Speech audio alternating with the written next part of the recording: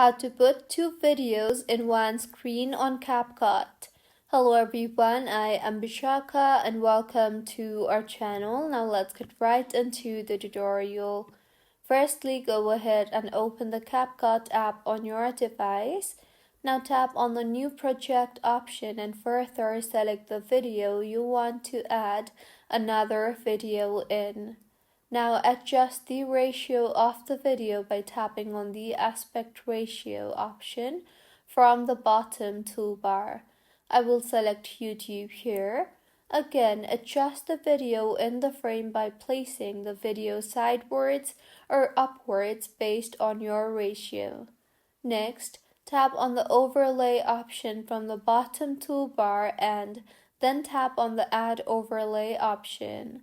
Now select the another video you want to add and further adjust the ratio of the video and fit the video in the frame as shown.